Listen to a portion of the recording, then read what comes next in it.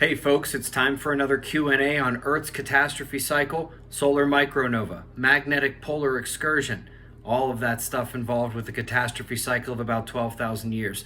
First off, I want to apologize. My neighbor is using power tools very loudly, and love to wait till it's done, but he's been going pretty much all day. There is no end in sight, and really wanted to get this out to you. So let's jump right into these questions. First, let's touch on some of the health effects that we're going to see. Now, there's two ways I want to go about this. There is the health effects of the induced electric current from a major solar blast, and then there are the health effects of the magnetic excursion in general. In terms of a major solar flash, major geomagnetically induced current, this is where the cardiac effects come in, the psychological effects come in, and if you haven't seen our videos, World Going Crazy, we'll put the links down to those below. Really need to watch those. This is where autoimmune issues come into play, seizures, migraines, all of the biophysical effects that are listed in Chapter 6 of Weatherman's Guide to the Sun. Most of those are in fact due to geomagnetic induction, basically increased atmospheric electricity and electric current. But there are also separate health effects that we are going to see with the geomagnetic excursion, and that is the weakening magnetic field, allowing in more particle energy, the destruction of ozone, allowing in more ultraviolet energy, skin damage, more skin cancers, eye damage, and also psychological effects of this as well. We have all basically been living our entire lives in the same basic geomagnetic environment with the same basic geoelectric and geomagnetic fields. That is changing right now as the magnetic poles are shifting and as the magnetic field is weakening. And so again, check those links down below the video. And while I'm telling you to check the links below the video, still 99% of the questions that are coming in, not only via our question form, but in the comment section, are answered in that playlist. All of them. Anyway, I hit this a couple weeks ago. It appears I have to hit it again. No, the sun is not pulsing. Photography 101, videography 101. When there is a powerful light source in the frame, more powerful than the camera is meant to take in, it's going to shutter, it's going to flicker, it's going to pulse. This is the camera trying to adjust to the light. In fact, most of you have probably dealt with this. If you've just taken a cell phone picture outside and the sun is in the background, you've got to adjust the settings. It's the same basic thing there. And also don't forget, at any given time of day, 2 to 5 billion people can see the sun. If it was actually flickering and pulsing, it wouldn't just be crappy little cameras capturing it, and you would be seeing it somewhere other than known con artist channels, which, by the way, is the only place you're seeing those online right now. And they all do know what they're doing. I know these guys, and I've been watching them do this for a better part of a decade. They know exactly what they're doing. They know it's going to get them clicks and views. I'm sorry if you were fooled by this, but it's okay. If this is your first time, everybody gets fooled their first time, but these are the facts and that's how it's going. Next question. Why have I not been on the Joe Rogan show? First, it's not up to me. Second, I'm pretty sure that they've got a little thing against this channel.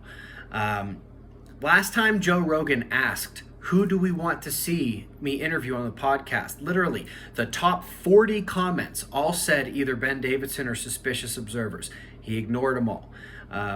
Beyond that, I'm pretty sure that either Joe or his producers are either not allowed or a little afraid to have me on that show, because I don't just do what the people he interviews does. I do what Joe does. Technically, I count as, even though very, very minor, a puny competitor to Joe, and that would sort of increase the risk of propelling the observers up the ladder there to more compete with the Joe Rogan show. I don't think that it's like that in reality. I see no reason why it has to be like that, but at the same time, it's not like he doesn't know who we are. It's not like the programmers and the producers don't know who we are. Their answer is simply no. Next, I am well aware that there is a new show on Netflix about ancient catastrophes, and if these guys could just get off the comet thing for a little bit. Again, in that playlist below and in a couple of these Q&A videos, I have gone over and made very, very clear that it could not be comets or asteroids. They cannot explain all the evidence.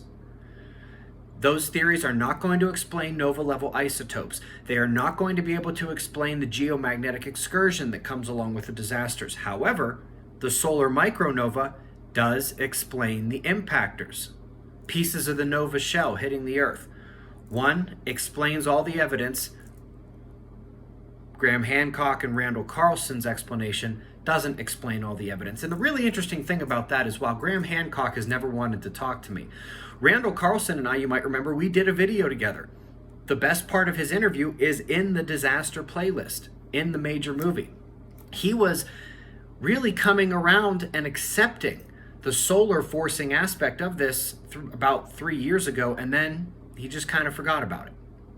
Anyway, last question we'll do for today.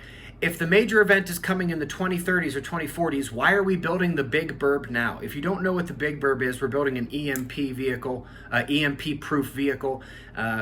It is about as amazing as it can be. There's a playlist for that down below the video as well. And so the question is, if we think it's a decade or two away, why are we building the Big Burb now? Because we expect the sun to take out global power way before the 2030s or 2040s. Maybe it'll be this sunspot cycle, maybe it'll be the next sunspot cycle. But if you'll recall, we do expect there to be major Earth impacts well before the zenith, the peak of the disaster. Anyway, quickly review. Down below the video, you've got the playlist and you've got the videos on the health effects of the geomagnetic excursion and geomagnetic induction. You can also find those in our books. No, the sun is not pulsing, Videography 101. It's not that Joe Rogan doesn't know who we are. They know. Their answer is no. As much as I respect Graham Hancock and Randall Carlson, they are missing the biggest and most important aspect of the disaster cycle. And yes, while the zenith of the event will be in the 2030s or 2040s, there is a need to be doing everything you can right now. Anyway, I'll see you in the morning for the daily show. Be safe, everyone.